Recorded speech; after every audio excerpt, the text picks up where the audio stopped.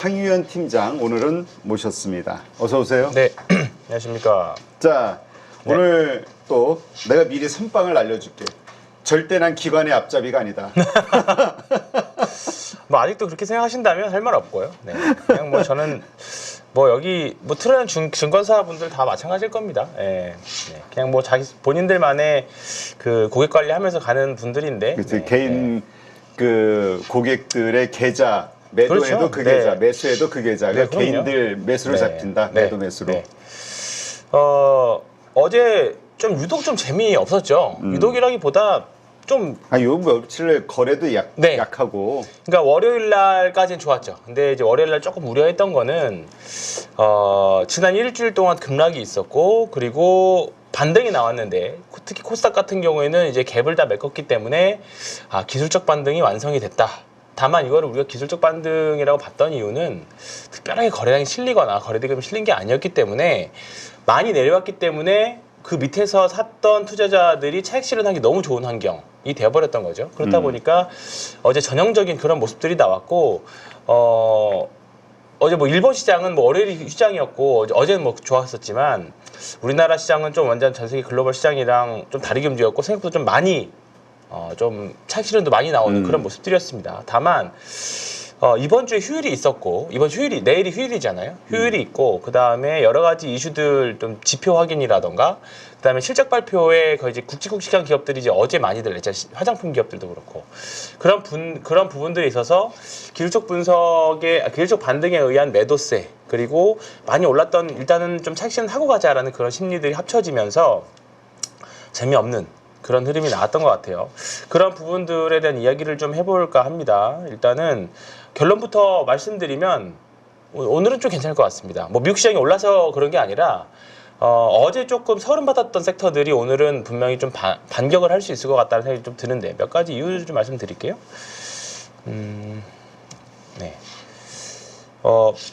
특별하게 달라진 건 계속 없습니다. 8월 대응 전략은 기존의 주도주들이 이유가 어찌 됐든 간에 이제 되돌림하는 현상이고 추세 추종할 거는 계속 가는 거고 이제 되돌림을 기대해 볼 수 있는 것들은 되돌림 하는데 여기 있었던 이번 주에 좀 특별한 게 있었다면 어제 가스공사가 어제하고 그제 좀 생각보다 가스장 관련 종목들이 좀 세게 올라왔다라는 거 그리고 좀 바뀐 게 있다면 화장품은 좀 드릴 말씀이 굉장히 좀 많은데 이게 일단은 오늘 보니까 실리콘2 같은 경우는 지금 43,000원 정도 하는 주가인데요. 네. 노무라에서 이게 지금 실리콘2가 지금 42,450원인데요. 노무라에서 오늘 아침에 나온 게 71,000원짜리 리포트가 나왔습니다. 목표가가 지금도 한 60% 정도 위에 보는 목표가 나왔고요. 그 부분 화장품에 대한 내용들은 오늘 이제 화장품이 조금 매기가 많이 바뀔 거로 보이는데 그 부분에 대한 내용을 좀 뒤에 가서 보겠습니다. 다만 주가가 먼저 빠졌잖아요. 주가가 먼저 빠졌고 아무리 리포트가 좋게 나와도 추세가 부러지고 투자자들이 안 좋게 본다라고 하면 뭐 밸류상으로는 비싸게 볼 수 있지만 더 갈 수 있다고 볼 수 있지만 추세가 꺾인 종목들 또는 새로운 주도주가 탄생을 하게 되면 수급을 뺏기면서 힘을 받지 못할 수 있는 그런 부분들도 있습니다. 앞에 김민수 대표님이 말씀하셨던 것처럼 지금은 조금 가지고 계신 분들 충분히 가지고 계시고 돼요. 되는데 뭔가 신규로 들어가려고 하기에는 좀 확인하고 사도 된다. 그런 관점을 화장품 좀 말씀드리겠습니다. 어제 뭐 VT도 그랬고 실리콘2도 그랬고 아모레퍼시픽은 지난주에 그랬고 화장품들이 약간 어디서 사업 영역을 하느냐 그리고 어떤 라인업을 갖고 있느냐에 따라서 완전 평가가 달라지고 있는 상황인데 그리고 실적도 완전히 달라지고 있는 상황인데 그런 부분들은 조금 뒤에서 오늘 한 5분 정도 말씀도 드리도록 하겠습니다. 자, 큰 3분기 줄기는요 바뀐 거 없습니다. 대형주, 중대형주 최소한 소형주 말고요. 중대형주 위주에서 매매를 해야 된다라는 말씀드리겠고 그다음에 NK 트레이드가 다 지나간 것 같고요. 그리고 다만 지난주에 의미가 있었던 게 신용잔고가 굉장히 많이 떨어졌습니다.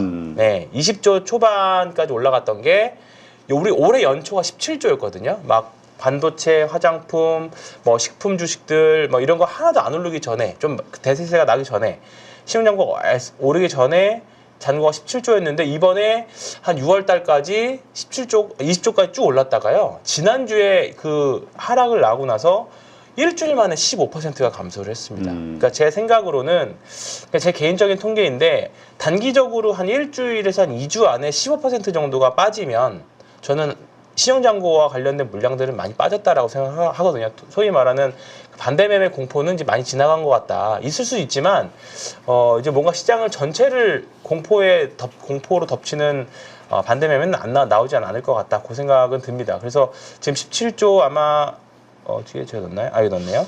지금 보면 이번 주 지난 주말 잔고 기준으로 17조 1,200억.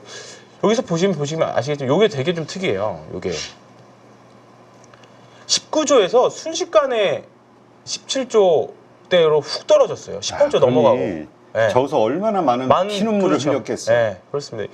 여기서 엄청나게 많이 감소가 된 거죠. 그러니까 이게 뭐냐면 이게 3일 뒤에 그 결과가 나오니까 8월 5일이 급락이 나온 거잖아요. 8월 5일 날.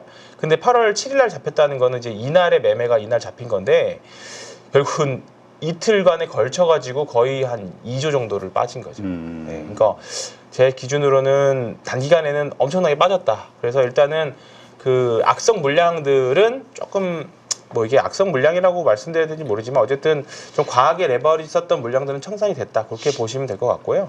아 진짜 네. 뭐 이번에 얘기 들어보니까 좀 한다 하는 분들 네. 그런 분들이 레버리지 써가지고 그렇죠. 이번에 왕창 네. 손해본 분들이 많다고 특히나 2분기 실적을 기대를 많이 했던 종목들이 사실 많았었거든요. 그때 뭐 특히나 뭐 화장품이라던가 뭐 조선이라던가 여러 가지 뭐 그리고 반도체라던가 그런 부분 많았는데 그런 부분들이 이번에 어쨌든 그 알고리즘 매매로 인해서 빠진 거니까 과거에도 그런 적이 있었어요. 다만 기간이 한 달 걸리지 않고 한 일주일 마무리됐다는 게 참 또 특이하다면 특이한 것 같아요. 예전에는 이런 하락이 그냥 한 번 쭉 빠지고 살짝 반등 주다가 한 번 또 쭉 빠지고 그랬는데 이번에는 그냥 가차없이 지난주에 삼성전자 코스피 지수 보시면 아시겠지만 그냥 장대 음봉을 그냥 한 일주일 걸려서 나올 거를 하루 만에 빼버렸거든요. 예, 그런 부분들이 특이하다면 특이한 건데 어떻게 좀 긍정적으로 우리가 생각을 해보자면 굉장히 좀 빨리 처리가 돼버리고 반등도 빨리 나와버리는 그런 양상이 돼버렸습니다. 그래서 일단은 제 생각은 9월달 금리 인하로 인해서 나올 하락이었는데 지금 뭔가 예방주사 형식으로 나온 게 아닌가 그 생각은 좀 듭니다. 그리고 또 말씀드릴 게 코스닥 시총 지금 1, 2위 싸움 계속입니다. 에코프로비엠하고 알테오젠 지금 보면 여기 어제 기준인데요. 에코프로비엠이 어제 조금 반등해가지고 17.6조가 됐고요. 알테오젠은 15.5조입니다. 근데 이제 딱 에코프로비엠은 이제 바닥을 잡아가는 과정이고 알테오젠은 계속 추세를 상승하는 과정인데 이게 과연 역전이 될까 안 될까 계속 초미의 감신사인데요. 어제는 전반적으로 좀 재미는 없었습니다. 근데 이제 오늘 미국 시장도 양호했고 뭐 차익 실현도 일정 부분 나온 상황에서 오늘 어떻게 또 흘러갈지 계속 코스닥 시총 1위를 누가 할지 그게 좀 관심사고 특히 이제 2차 전지 같은 경우는 이번에 에코프로 이동채 회장이 나오잖아요. 네, 그 뉴스가 있습니다. 그래서 이제 그런 강력한 카리스마를 바탕으로 다시 2차 전지 아무래도 창업주가 네. 카리스마가 있죠. 그렇죠. 그리고 나오면서 과연 다시 그룹주들을 일으킬 수 있느냐. 그거에 대한 아마 희망들 많이들 가지고 계실 거고 두 번째는 이번에 전기차 화재가 났잖아요. 화재가 나면서 이제 전기차 이제 꼬리표 이력제들을 이제 한다고 하는데 벤츠가 좀 충격이긴 했죠. 네. 80%라며? 네. 80%가 사실 중국산. 최소한 CATL을 쓸 줄 알았는데 사실 처음 들어본 배터리 메이커였어요. 중국 10위 정도 한다는 메이커니까.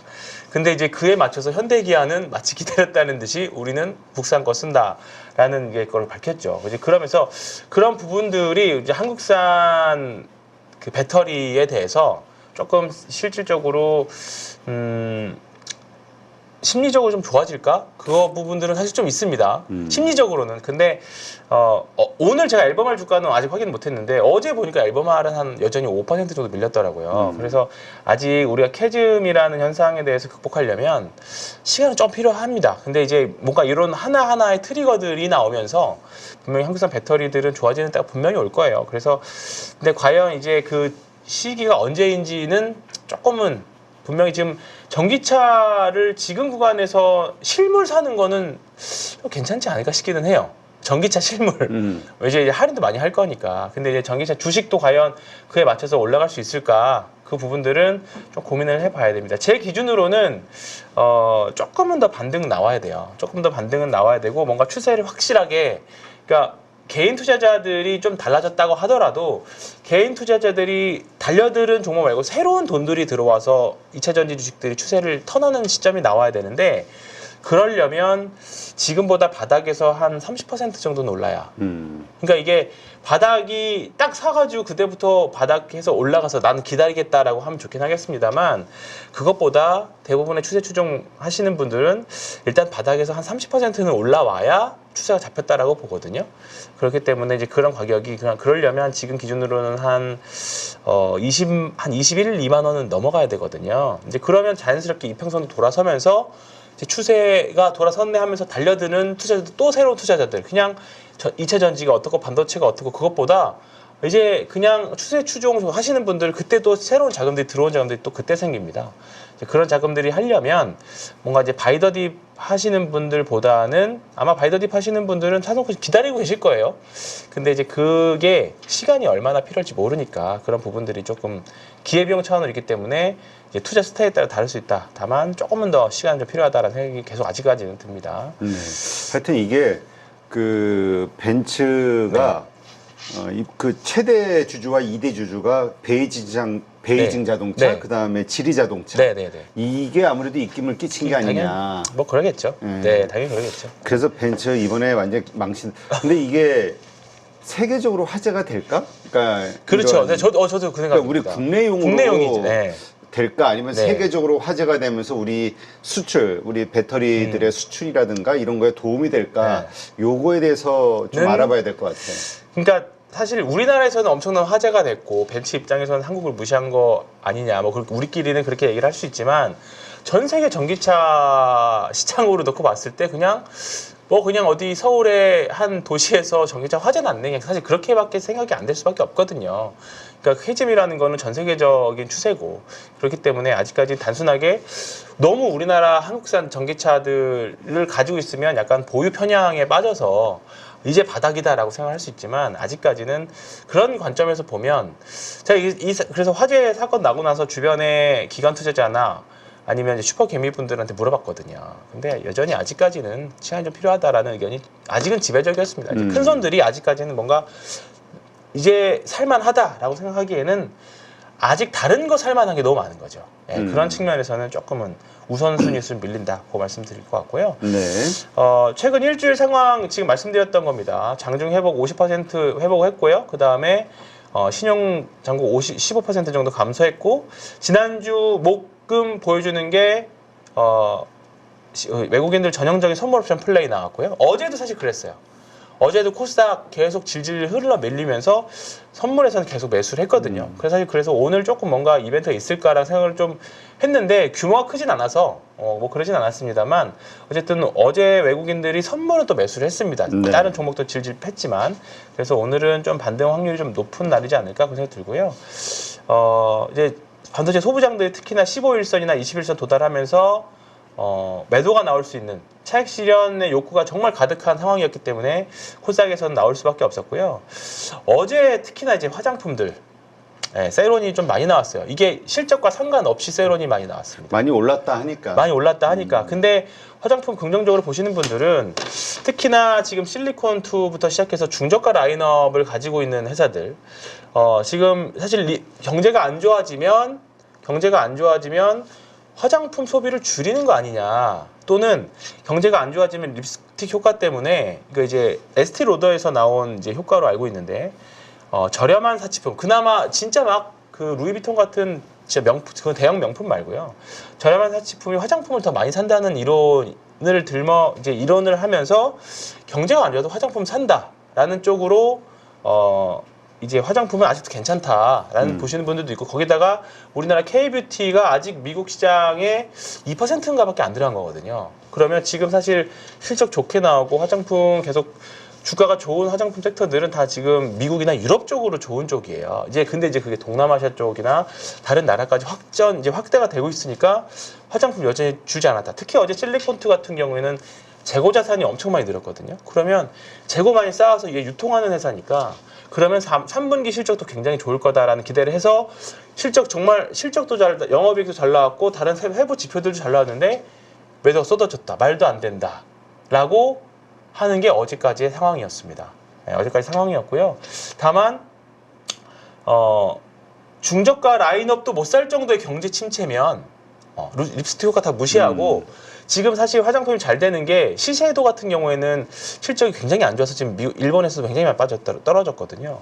근데 중저가 라인업조차도 화장품을 못 살 정도의 경기 침체면 이거는 뭐 무슨 주식인들 버티겠느냐. 어차피 우리가 주식을 하고 있는 입장이라고 하면 그렇게 된다라는 거죠. 그래서 일단은 그래서 화장품은 어제는 조금 세론도 나오고 좀 그렇긴 했습니다만 어제 지금 나오는 게 실리콘2가 지금 이런 상황이고요. 저는 요 위로 다시 올라와 주면 이게 일봉상으로 51선인데 이 위로 올라와 주면 이제 다시 2차 시세를 한번 충분히 기대해 볼 수 있는 양상이고요. 그다음에 어제 VT도 그랬습니다. 제가 많이 바른다는 화장품, 리들샷 만드는 화장품 이 회사도 어제 장중에 15% 마이너스인가까지 갔습니다. 15.93까지 갔었네요. 이 회사도 실적이 잘 나왔는데 여지없이 좀 실적이 좀 빠졌고요. 뭐 아모레퍼시픽 이런 회사는 이미 주가가 조금 많이 안 좋았어요. 네. 실적이 안 좋다 보니까 좀 많이 안 좋았고 LG생활건강 마찬가지고 그 다음에 인그루드랩은 뭐 실적이 안 좋았습니다. 안 좋았기 때문에 어제 좀 많이 밀렸고요. 그 다음에 한국콜마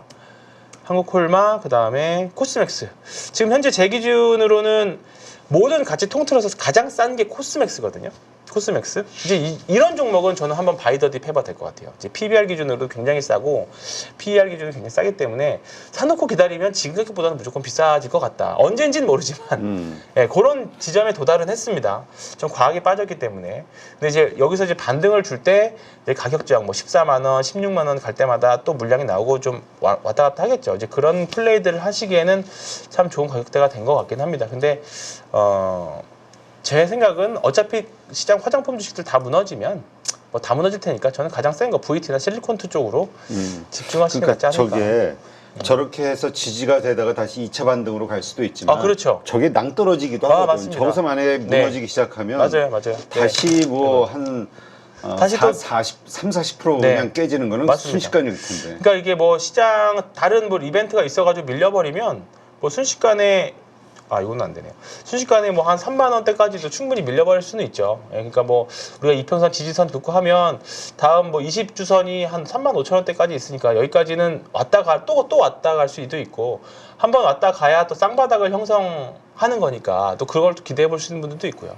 그러니까 뭐 중장기적으로 보면 아직 실적에 대한 기대감이라던가 여러 가지들 많이 있지만 단기적인 흐름들은 지금 시장의 변동성 한 복판에 있기 때문에 또 그런 상황입니다. 그래서 일단은 우리가 7월달 결국은 시장 전체 대장주인 엔비디아가 무너지면 시장이 다 박살날 건데 그러면 7월 말까지는 8월 말에 있을 그 엔비디아 실적 발표할 때까지는 계속 개별 종목 단으로 왔다 갔다 하는 매매들이 좀 필요한 플레이가 되지 않을까. 그러니까 이게 결국은 우리부터도 이게 방법이라고 생각하잖아. 단타밖에 방법이 없다. 그러니까 이게 유동성이 부족한 이유이기도 하고. 네, 맞습니다.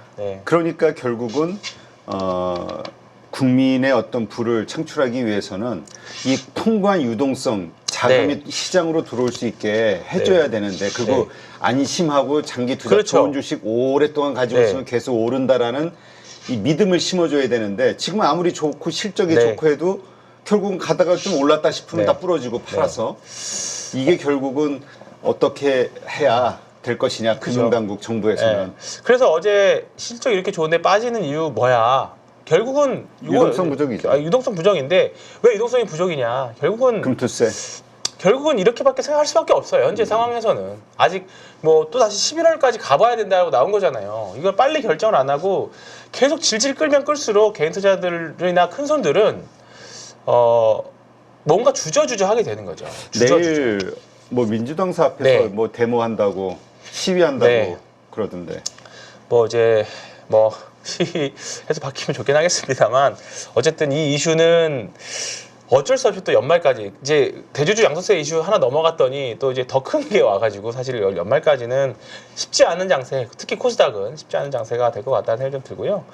지금 외국인 선물 누적은 7월 초에 거의 이제 5만 계약 장중에 4만 8천 계약까지 갔다가 이제 이거 보라색 선이 보라색 선이 아니라 주황색 선이거든요. 이제 거의 하단 언저리까지 왔습니다. 지금 한 2만 계약 순 매도까지 왔기 때문에 어떤 이슈가 있어서 한 번 더 쿵 떨어졌던 떨어지면 정말 좋은 매수기가 될 건데 지금은 아마 다들 눈치 보는 그런 양상이고 아직은 뭐 외국인 선물 누적 계약에서 특별한 점을 이제 좀 파악하기 좀 어렵고 그냥 흘러가는 날 중에 하나입니다.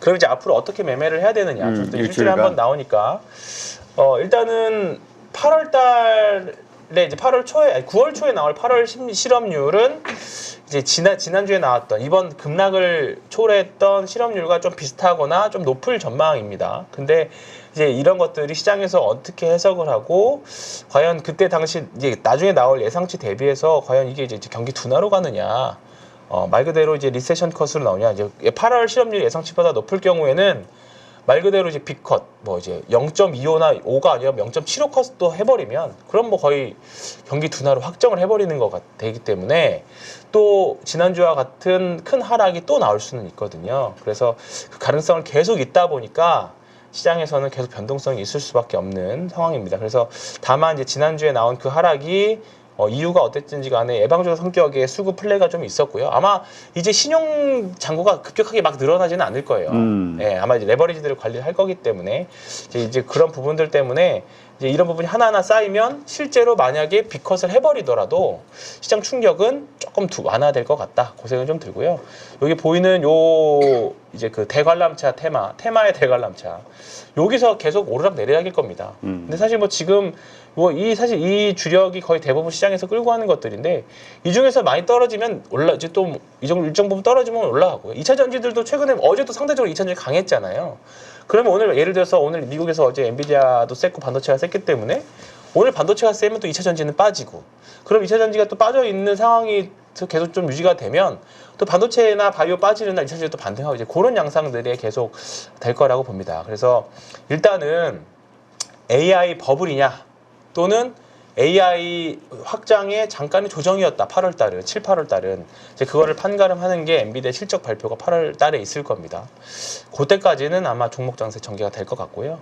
이제 계속 아이디어로 어제 뭐 LS 일렉트릭 같은 경우에는 MSCI 지수 됐음에도 불구하고 그냥 뭐 밀려버렸습니다. 그런데 그런 플레이들은 과대낙폭등으로 이제 좀 한번 해볼 만하고 그런 아이디어들이 있어요. 그렇기 때문에 지금 너무 어제의 하락은 그냥 하락하는 한국 시장에 특별하지 않은 날 중에 하나다. 개별 종목의 어떤 유불리가 아니라 그렇습니다. 어제 뭐 특별한 악재 있었던 것도 아니고 뭐 지금 전쟁 악재 뭐 있긴 합니다만 오히려 그냥 전쟁 터지면 더 땡큐일 것 같아요. 사실 냉정하게 주식으로만 보면 그냥 아마 갖고 있었던 쌈짓돈 아마 전쟁으로 인한 하락은 대부분 다 매수 기회였다는 거를 이미 가까이 있는 러시아 우크라이나 전쟁 또 길게는 과거 10년치 그 역사들로 다 알았기 때문에 이제 오히려 좀 약간 불확실성 해소로 보는 게 낫지 않을까 그렇게 생각합니다. 네, 알겠습니다. 자, 수고하신 황희연 팀장 고맙습니다. 네, 다음 주에 뵙겠습니다.